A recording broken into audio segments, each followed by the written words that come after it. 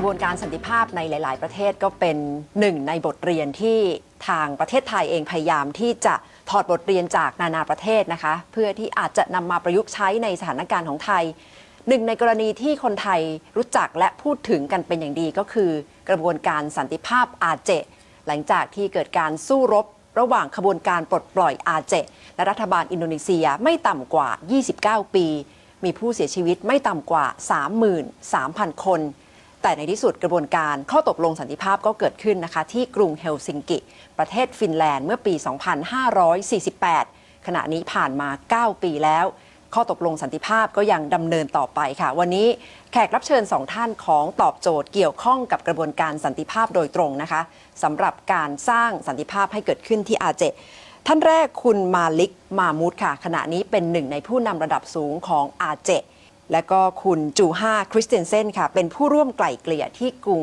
เฮลซิงกินะคะสำหรับกระบวนการสันติภาพในอาเจค่ะ Thank you both of you for joining me. Peace has happened for 9 years already after you signed the peace agreement in Helsinki. That's right.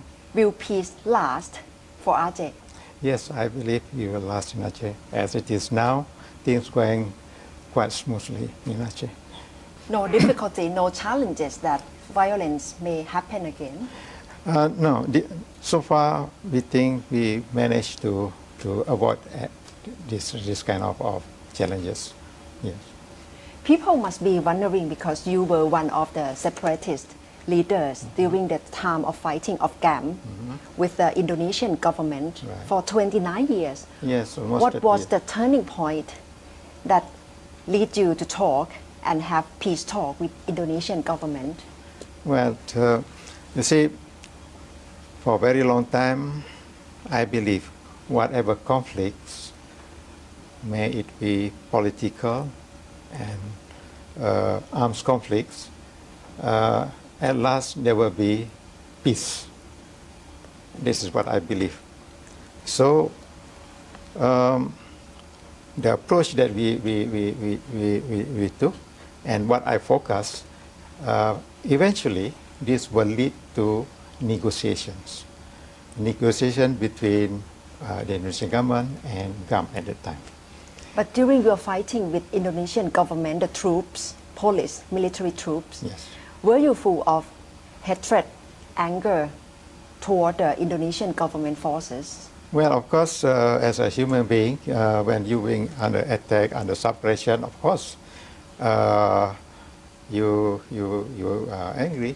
But anyway, as far as we are concerned, we have the right to resist whatever force that has been put upon us.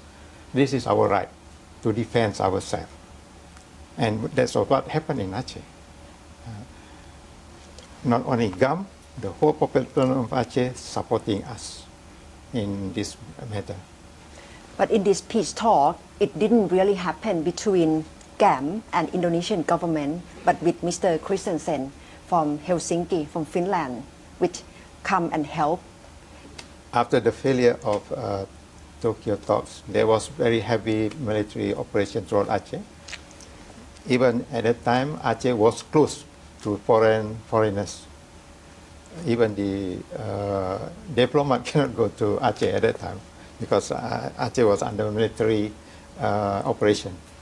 So meanwhile, fighting every day, violence happened every day. Every day, yes. So 1 month after we left Tokyo, I went back to after the collapse of the peace Stockholm. talk. I stayed in Stockholm at that time. I met Juha Christensen.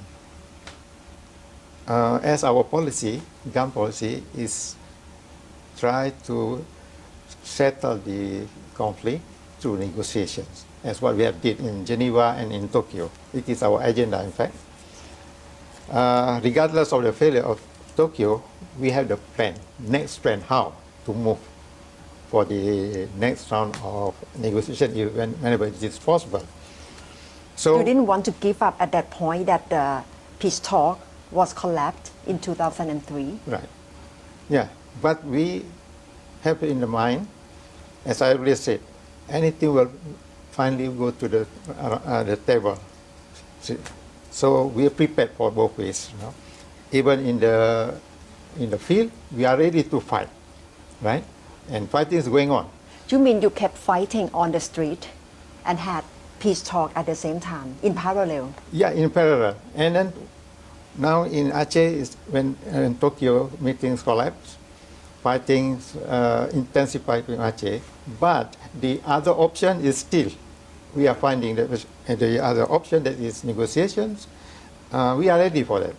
So 1 month after Tokyo, we met Yoha. So we discussed as how the best way that to find peace negotiation. Yes. So at that time, we agreed that this time we would like Finland involved. That was the moment that Yeah. Mr. Christensen came and Yeah. joined in the peace talk. That's right. But how do you really convince GAM, Aceh and Indonesian government of your role as one of the mediator in the whole process? I was kind of a broker, kind of a bridge builder. Yeah. So it was most important to establish trust with the GAM leaders first. You were not from the government. No. You were not from Civil any society, involved I was party at all. actually from private sector. I was a managing director for a Swedish-based medical company. And I think that helped me also a lot, that I didn't have the background of diplomacy or government. I was very pragmatic. It was a coincidence that every month I went to the headquarters, we could meet. So I reserved always half a day time that we can meet with the GAM leaders in Stockholm. We met for 1.5 years every month, mainly to discuss geopolitical factors of Malacca Strait, also the world changing after 9/11, and how to restart the dialogue process. And I can also convince that this is exactly what Wali Nangro Malik Mahmud told, that they were open for the peace talks, but the time was not yet ready 2003 or 4 because of the military operation in Aceh. You said you had talk for 1.5 years Yeah. with GAM leader. And at the same time, did you keep talking with Indonesian government as well? Do you keep it both ways? We met for 6 months first, only ourselves, with GAM leaders and myself, and then I informed them that, as he said, that we need to open a channel to Indonesian government, that I want to meet Yusuf Kalla. So in December 2003, it was the first visit for me to Jakarta, and in March 2004, Yusuf Kalla called me in to come to Jakarta to explain how I analyze the conflict and how I see the resolution for the conflict. That was kind of a key. He agreed with everything that I explained. Obviously, you need to make GAM leader trust in you first. Yeah. What's the character or what's the capacity that you need to show Yeah. to establish trust in your talk? I think it was many elements. One of the first elements was I was very transparent. I had a PowerPoint presentation, what is my education, what is my work history, and also what is my intention. Our first meeting lasted for 3.5 hours, first meeting. And of course there is another element. I speak Bahasa Indonesia extremely well. I know the political structure. So I think this was the way to build the trust. Also, nobody sent me. I was not working for anybody. I was an independent broker. So they felt that there must be honesty because he's not representing anybody.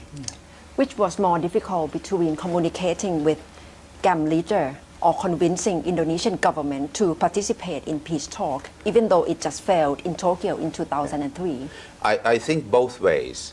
I think it is very important to recognize that President Yudhoyono and Vice President Kalla, during the campaign time, April, May, June 2004 for the presidential election, they said openly, if we are elected, we want to finish the conflict in the south. So there was a good opening to continue to talk with them. Maybe I'm honest when I say that little bit more difficult with the GUM leaders. We have to understand for a movement like GUM, which is looking for independence, it is extremely difficult to give up the independence goal. And this was most critical thing to convince. Let's talk in Helsinki. Let's have a very good mediator. I will be co-mediator. And let's try to find a formula, a solution that acceptable for the GUM movement and also for the Indonesian government. After Helsinki Agreement signed in 2005, Aceh is now special autonomy. What's the mechanism in governing Aceh at the moment? Now, according to the MOU Helsinki, only 6 points is belong to the jurisdiction of the central government. The rest they given to the Aceh people. That means Aceh government. So this is what is going on in Aceh. Acehnese are free to govern. To manage themselves, to in every aspect of life, you know, economically, culturally, everything else, except 6 points. That is defense, monetary, foreign affairs, something like about religions, Justice and law. And right now there is no military troops of Indonesian government inside Aceh. No more. They no are longer. there, but the rule is become different now, because under that agreement, we allocate the security matter to the police, but foreign defense to the military. So only organic troops remain. During the conflict time, you have non-organic that doesn't belong to the structure, to the normal structure. And law and order is in the hands of police. Right. And right now, are you still in the process of negotiating or in talk with Indonesian government on any aspect, or it's become totally independent and peace talk has really finished? Well, there are some few laws regarding governing of Aceh, which is still under negotiations. I think with the coming of the new government, we can iron out all this obstacle. For example, like regarding the management of oil reserve. You see, Aceh potentially they have a lot of maybe gas or oil in the future. So this is kind of thing that we are negotiating with the Indonesian government. And then also the authority on based on the forest land. This is something that the government of Indonesia will transfer to the authority of the Aceh government. What's the lesson learned from Aceh peace process? I think there are many lessons learned from Aceh peace process. This is in a series of 2 delegation visits to Thailand. The first one was last month from Northern Ireland. This is now Aceh, which is closer to Thailand. And every situation is different, but there are certain elements that we can see this work well. Maybe in a certain case, like in Thailand, they can take this and this element. So one of the things that we think is very important that both parties are really committed and sincere coming to dialogue. I don't tell negotiation. I say it's a discussion and dialogue process. So the sincerity is absolutely the most important thing. The second thing is they need to come free willingly. They need to be prepared. And we were lucky with Helsinki. Helsinki didn't just happen like this. It was built on the previous failure and previous lessons learned, so we didn't repeat the same mistakes in Helsinki. And last but not least, both leaders, Malik Mahmoud, I know him. I have had secret talks with him 2003 and 4, just we two. I knew he's committed for dialogue. The same thing from new Indonesian government, President Yudhoyono and Yusuf Kalla. I knew I could count on that we should start the dialogue process in Helsinki because there is, the time is ready. For the deep south of Thailand, there are several actors involving in fighting with the government. Do you think this is different factors if we see Aceh in perspective as well? Absolutely. There are different dynamics in state politics.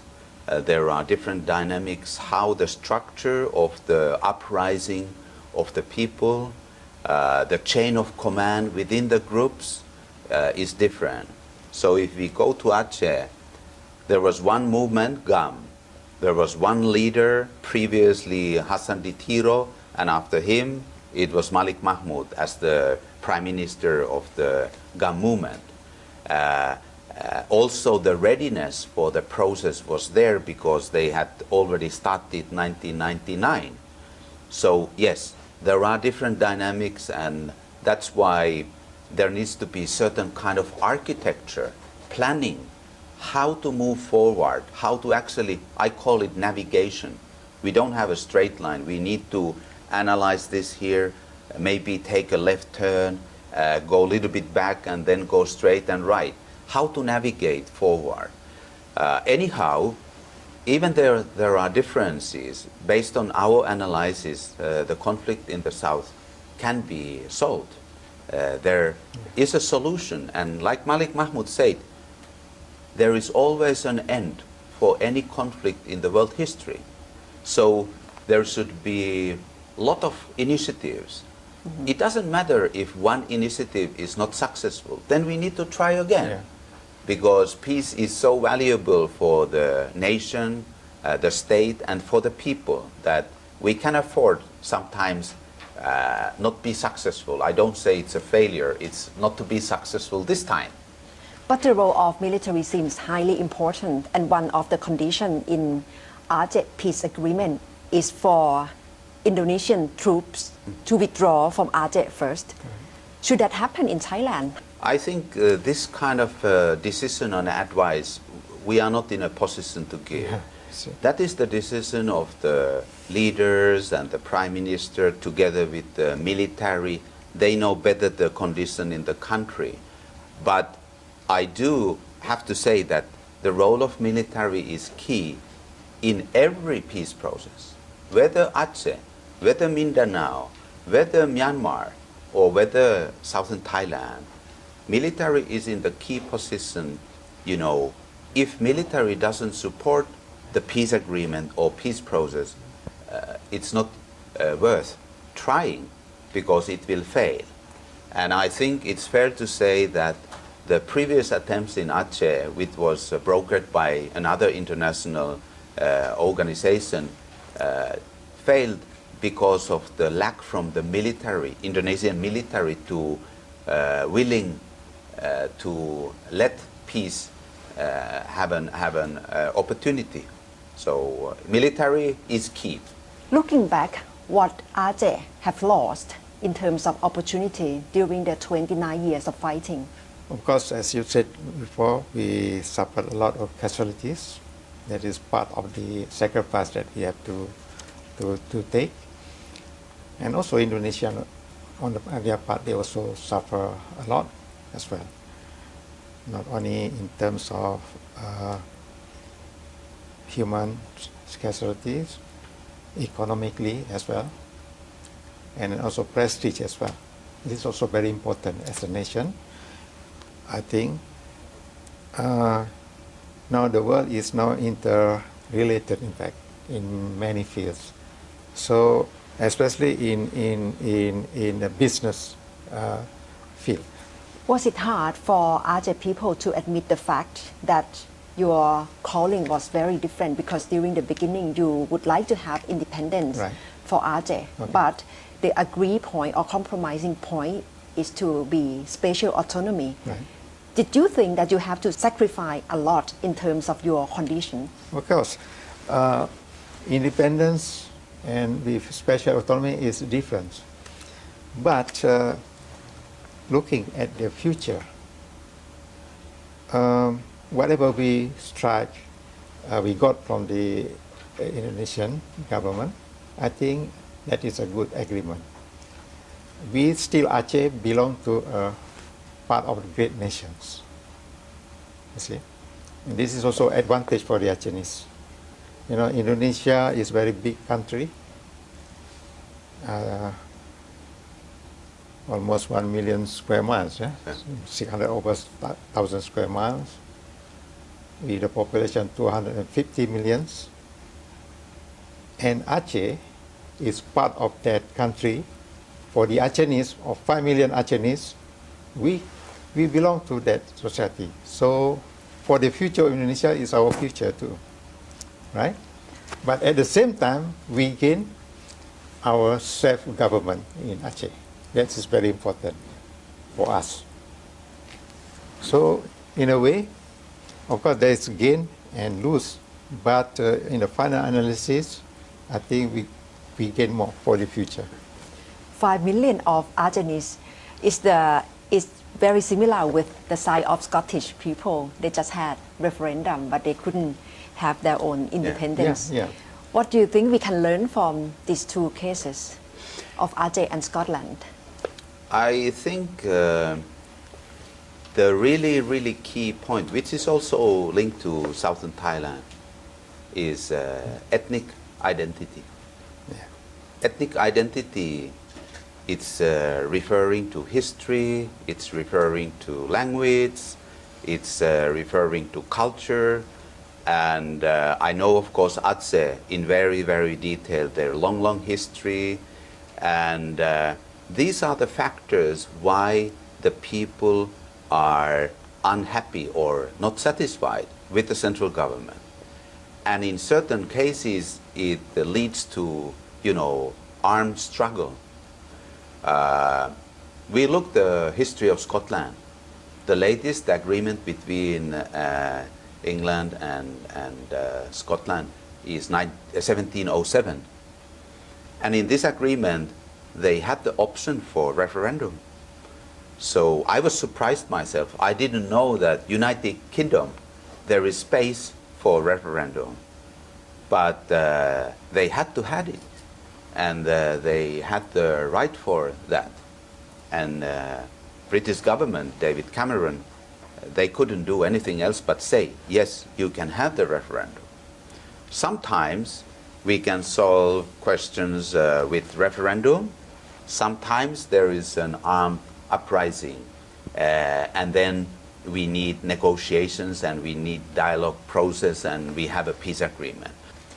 And obviously peace is very important. If we look from regional perspective, you are also part of APRC. What's the project that APRC is contributing to help initiating or facilitating peace in the region, especially ASEAN? APRC is focused on silent diplomacy, working behind the scenes.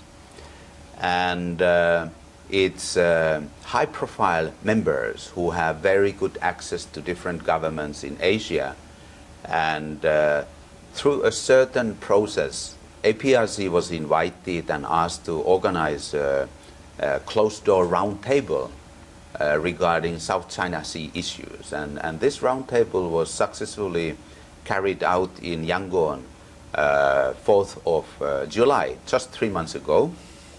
And all the claimant states, they sent representatives to the roundtable meeting, and also China, represented by the former Foreign Minister Li Shaoqing, who is also a founding member of APRC.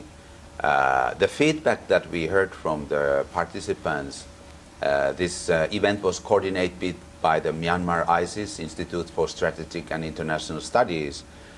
They say this is the best meeting ever on a professional level to discuss without too many emotions how to move forward, how to solve the question. Do you think APRC will in the near future provide solution for South China Sea conflicts?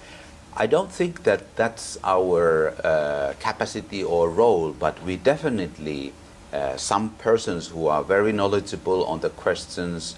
By the way, I have to say that one of the strengths of APRC is that more than 1/3 of the members, they are lawyers by their profession.